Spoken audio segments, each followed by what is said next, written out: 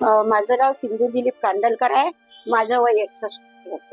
आम्हाला आमच्या बीजेपी माध्यमातून म्हणजे याच्यातून बीजेपी मधूनच आम्हाला भारताच्या माध्यमातून आम्हाला माहिती मिळाली आणि आम्ही त्या माध्यमातून ह्या योजनेचा भरपूर लोकांना आम्ही तिथे नेण्याचा प्रयत्न केला त्यांनी आणि त्या माध्यमातून आम्हाला या योजनेचा लाभ मिळाला. त्या योजनेमध्ये आम्हाला सर्वच म्हणजे पायाचे पट्टे, कमरेचा पट्टा, पायाचा पट्टा, कमर सीट, वाकर, कुबडी, काठी ह्या सर्वच याचा आम्हाला फायदा मिळाला.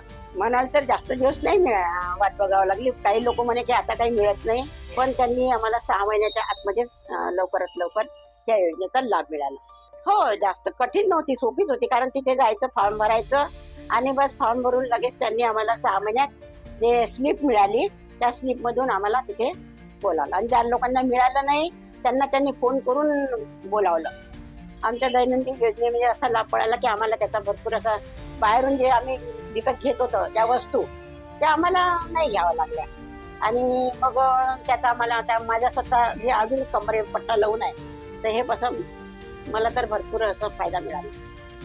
माझ्याकडे सीट नव्हती, मला सीट पण मिळाली, कमोड सीट नव्हती आणि मला कमरेचा खूप त्रास होता तर बेल्ट मिळाला. पायाचा मला टोंगळ्याचा त्रास होता, मला टोंगळ्याचा त्रास होता त्याच्यामुळे मला त्याचे पण बेल्ट मिळाले. मानेचा त्रास होता, मानेचं पण ते उशी वगैरे मिळाली. हो, आम्ही पण पोचवली. तसंच आम्ही गाडी केली, त्या गाडीत आम्ही बायांना बसून 25 बायांना आम्ही त्या योजनेचा लाभ मिळवून दिला. आता काही लोकांना जेव्हा काही लोकांना आम्ही म्हटलं की चला बा बसमध्ये जाऊ आपण बसून तुम्हाला नाही काही लोकांनी म्हटलं की नाही काय मिळते, पण आता ज्यांना मिळालं त्या बाकीच्या बाया म्हणतात नाही आम्ही आलो असतो तर बरं झालं असतं, आम्हाला मिळालं असतं तर आता आम्हाला त्या फायद्याचा लाभ मिळाला पाहिजे असं काही लोक अजून म्हणतात. नाही, असं दखल वगैरे नाही. त्यांनी एकदा आम्हाला फोन आला होता की तुम्हाला साहित्य मिळालं का, तुम्हाला जर साहित्य मिळालं नसेल तर तुम्ही घेऊन जा, पण आम्ही म्हटलं की नाही आम्हाला साहित्य मिळालं. हे योजनेचं स्वरूप तर खूप छान होतं. आम्हाला सगळ्यांनाच म्हणजे आमच्या एरियातल्या लोकांनी याचा फायदा घेतला आहे.